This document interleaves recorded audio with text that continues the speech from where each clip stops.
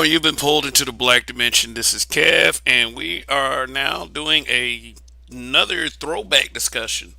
This time on the Matrix Reloaded. I am Kev, and we also have Donnie and Roger with us. So, greetings, fellas. What's happening?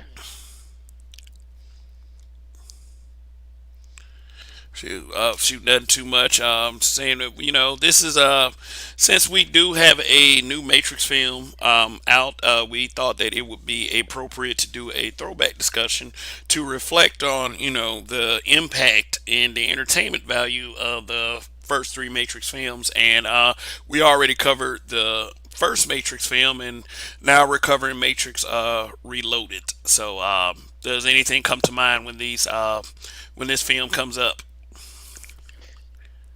This film definitely took it to the next level. I would say this film was so highly anticipated that I still remember what I was doing and where I was, and even which theater I went to go see this film.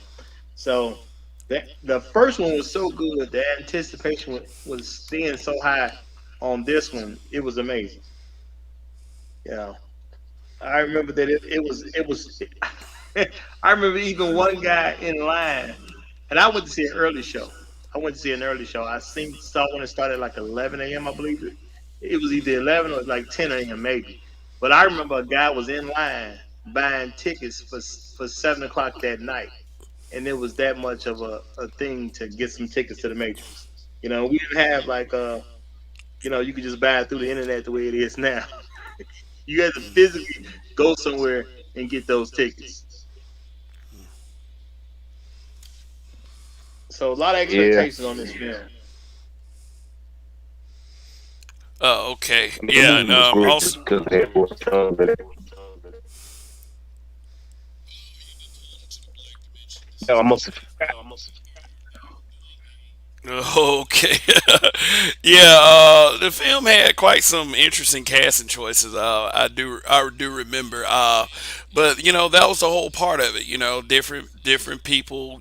Waking up to different realities as far as the film goes, and what a variety. I mean, first off, you had Roy Jones Jr.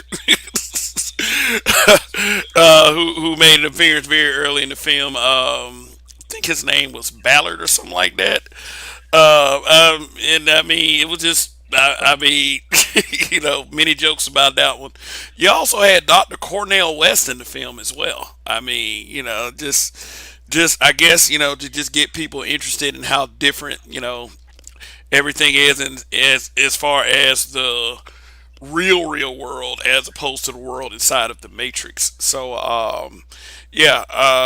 Also, yeah, it all this movie also introduced you to other elements of the Matrix. Not only were there people who were plugged into the Matrix and the agents keeping them in line, you also had different programs as well. You discovered that the Oracle was a program. Very powerful one at that, and you met other programs as well, such as the Frenchman. They call him the Merovingian, which was a program that wrote all the languages for the Earth. So they really do get more in depth with the Legend of the Matrix. It's just the only the agents weren't the only threat to the ones that were unplugged. When I say unplugged, I'm talking about characters like Morpheus, Trinity, and of course the one Neo.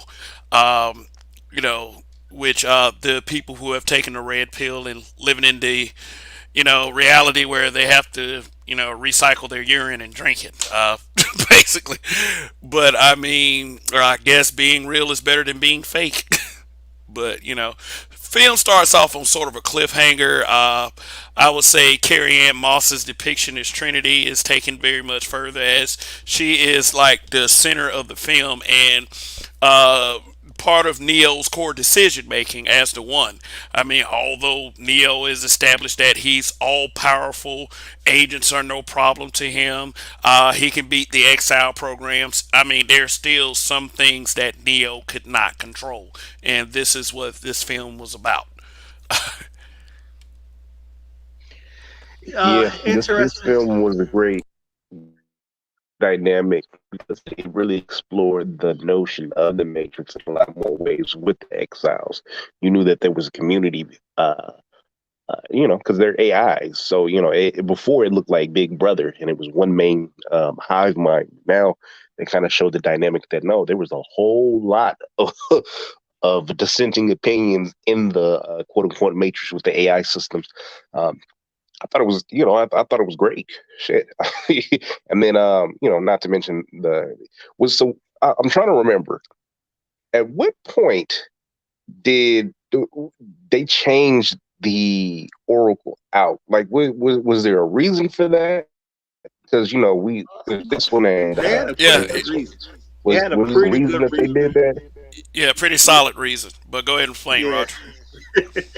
yeah. Well, they did give an explanation in the movie about why her looks changed, but the best reason I would say is because the actress that played the Oracle passed away. So it was hard to cast her in the next film. So that's really what that was. She passed away when she changed forms. Well, one actress passed away, That's what it was. so they explained it as the form had to get changed because she basically ran into some bad situations and it cost her. They didn't really go super in depth of what it cost her, but part of that cost was kind of how she was made up. Yeah, like Right. they Well, explained yeah. it in the whole matrixy sort of way. Like she shed her shell and became Mary Alice in the third one. But of Yeah. I course, was like, okay, they Aunt Viv this. yeah, not quite. I mean, they she died. So, but I mean, when I saw this film again, watched the film again, especially for this broadcast, I observed how great an actress she was in that role. It wasn't the biggest role, but she brought impact to it. Absolutely, and she actually even brought enough impact that we really people really had to think and say, where is she? When so she made herself beloved, even though she wasn't in the film for that much screen time. Yeah, People were really kind of drawn to the woman. yeah, and I also is she is the as the screenshot shows, this is when she reveals to Neo that she is a program, and there are other programs as well. Absolutely. Now, and to me, this was I mean, even in what you touched on the scene here, I have to say this was well, probably still is to this day one of the greatest fight scenes ever. I remember seeing this in the theater, and we were wowed by what happened during this scene, and the You, concept you, of Smith multiplying himself over and over and over again. That was incredible back in the day. I remember people going ooh and ah when certain blows were struck. So um, yeah, I think I could. I the think this still best though. still stands today as the best fight scene ever in the movie. Now there's two other Matrix that come after this. You didn't say that it didn't Yeah. escalate either one. At this, I said, well, at this time, this was still. I think this was still the best fight scene ever. Okay, so you're gonna say at this place. So in movie number Yeah, I two, ain't gonna this was the compare it top. to. I'm not gonna compare it to the last one, but I definitely believe Revolutions was good, but I don't think there was a better fighting scene than this one. I mean, it had a good one in there, but I don't think it was better than this Well, I guess we'll talk about Revolution when we get to Revolution. But yeah, that freeway scene in Revolution was the shit. But all right, okay.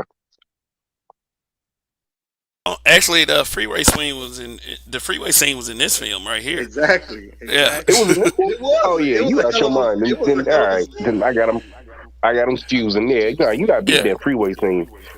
yeah. I would say one of my drawbacks with the film is every time a fight scene came on, a song would come on, and I didn't really think that the song. Yeah, it was like that they were fighting to the music, like they were dance fighting or something. Especially when he fought the first set of agents, and that was just to show you how powerful Neo was because them agents were nothing compared to him. And when he was fighting the Smiths, I mean, and even the Exiles looked better than the Smiths, and they still lost. It's just Neo was just nothing to mess with. Hey man, Yeah, I mean, the he man was had that flying around. He was he had chasing, that you know, he was chasing Morpheus. Morpheus with that sword on top of the truck. Come on, man, y'all got to stop playing with me. In the middle of traffic, while agents flipping out. You're I not mean beating that this. that was a hell of a scene. I'm not even saying it was a bad scene at all. That was a hell of a scene in my opinion. Oh, It guys, was a, are you talking about this scene right here? You Oh know, man, he, Trinity getting their asses out of there, the literally. keymaker was so happy. He's like, "Oh, I get to hook up on that middle-aged white woman booty." Yeah. hey, the keymaker had an integral part in this movie, and he was doing the best he can to get his job done. That's all that's about. Yeah. Okay. All right. Yeah. And they actually showed the improvement of like the core group of the unplugged. Like Morpheus, he had a better chance against agents because it was stated in the movie before that none of us have never gone against an agent and actually won. And you can say, in a way, due to Morpheus' craftiness, he beat an agent. So, and Yeah, you gotta. This is like with boxers, with cage fighters, etc. When you have a champion in the camp, it makes the entire camp better because they're able to spar with and get movements from this dude. So while the agents have no chance of beating Morpheus, that or not. I'm sorry. While the agents have no chance of beating Neo, Neo is practicing with Trinity and with Morpheus on a daily basis. Probably he's getting that work put in. So he's becoming a better fighter as a result. That's a very good point. Yeah, very good point. So over time, he would definitely improve. Very good point.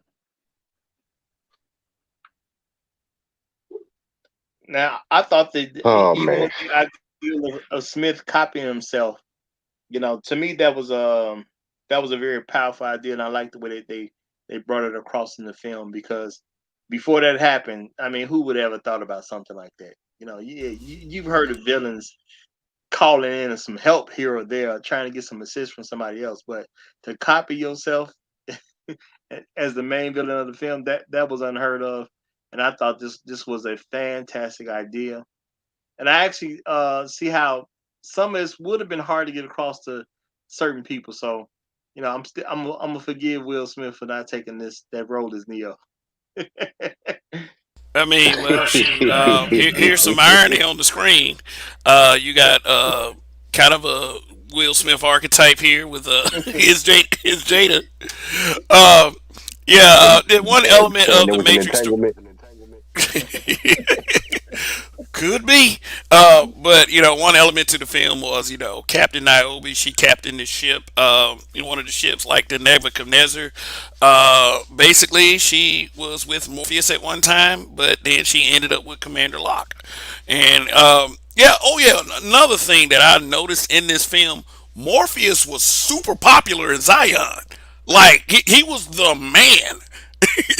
It's like when he was introduced in front of the crowd, I give you Morpheus. Everybody was like, "Yeah, Morpheus! Goddamn, that's the man right there!" Like, and he was like, I mean, even the council in Zion looked more to Morpheus than they did to their own military commander. Yeah, Morpheus had that juice. I was a little surprised by that, but yeah, Morpheus had the juice. Real talk. Yeah, I mean You know, he was an idealist who went out of his way to find the one. He was tasked with finding the one from the world. So, based on the base of the movie, the story was they pulled people out of the Matrix, but they never pulled them out as old as Neo. So he went out and he made that man. Yeah, I think and you Most bored of the just a little story. bit. You bored just a little bit, but I do think that Gotcha. that they probably were mainly pulling out children. That's what it seemed Yeah, to be. You know, that was what they said in the movie. They said they never pulled out anybody as old as Neo, but because he was the one, they had to make the exception. They said that basically the mentality of people who are older, they would struggle to grasp the concept of being out of the matrix. which makes a lot of sense. Which makes a That's lot why of you sense. have characters like Mouse and the little boy that, well, he's supposed to be little boy, but that was a grown ass man that was following him around, following Neo around when they hit Well, Zion. well, he was playing a 16-year-old, so we Right. got He to look didn't at it look like nutty but no 16. He looked about 48, but it was a hard life, so we got to give it to him. Yeah, this movie is also when I discovered that that dude really wasn't in a wheelchair. Oh, Harold Pinio, Hey the guy man, that played Link, yeah, like I mean, Uh, some good acting in here. Good acting. yeah, he's playing Oz, like he was in a wheelchair. I was like, oh, okay. oh, glad he was glad. Yeah, had you convinced, huh? Oh yeah, yeah. and it was real funny the way that they tried to make so you had Dozer and Tank, right? They just completely skipped over Tank. They didn't mention him no more from that point on. It was Dozer and nothing. Yeah. Well, he didn't have a wife in the next film, so I mean, I said, oh shit. uh, boy, well, in the words of Roy Jones Jr., goddamn Morpheus, you ain't never gonna change. Does he? And due to them being two more films, does he ever change? Well, sort of in the last film, like the changed actors, and but you'll get to see that as you observe the latest film. But yeah, Matrix Reloaded. I can say when I first got this on this DVD release, I watched this movie repeatedly. Like I couldn't, like especially like with the freeway scene itself. Like I thought the freeway scene, besides the scene in Bad Boys 2, where they was chasing the Zoe Pounders. I thought those were like two of the best chase scenes of the time, and especially with Trinity going and being backwards in traffic with the motorcycle with the keymaker. It was like you understood they were so great not only because that they could do all this cool shit, but they believed they could do it. you know. And so it was like it's almost no way anything bad can happen to them because they are fearless and they realize they're inside this big ass program.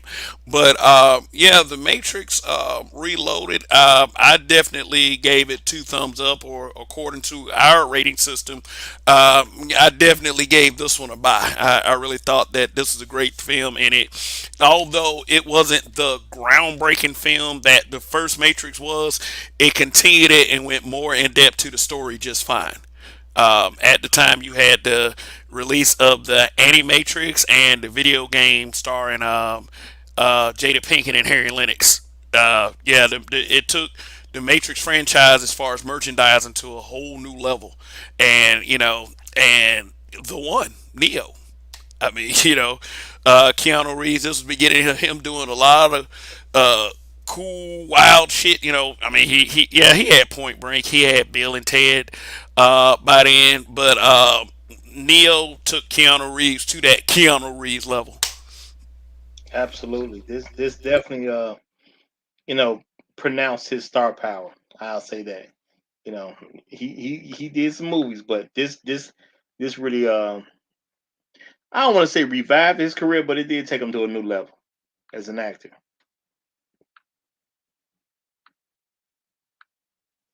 Yeah, and although he was almighty and all powerful as far as a character, he still had the challenges, and it made it work in this film. Shout out to the Yeah, they Wachowski. pushed him to the stratosphere. Yeah, yeah. All right, Sisters. so Well, they were bros back then, but now they're, yeah. Well, the whole story behind that. But yeah, the Matrix definitely, yeah. This sequel definitely solidified the franchise itself, and very exciting ride. I enjoyed it, and it sounds to me like Roger and Donnie enjoyed it as well. I mean, they told you more or less ways than many.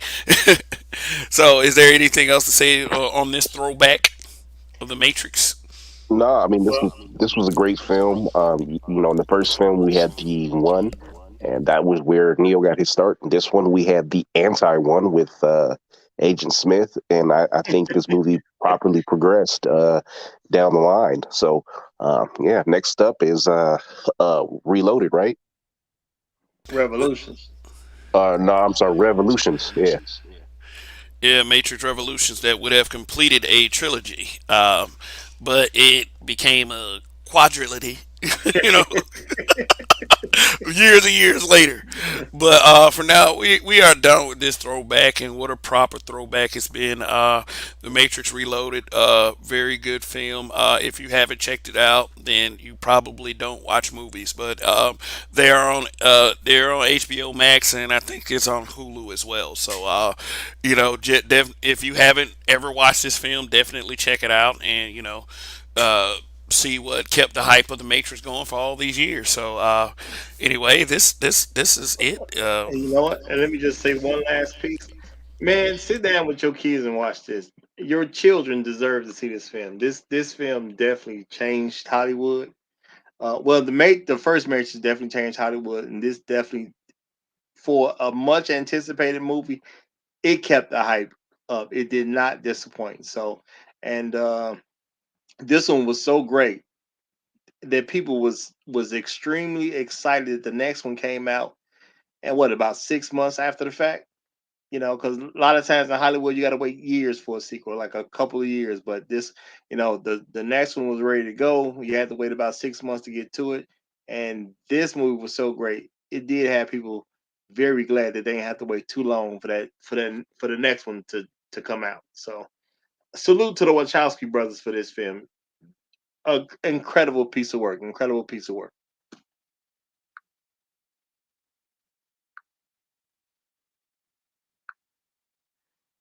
Well, That was okay,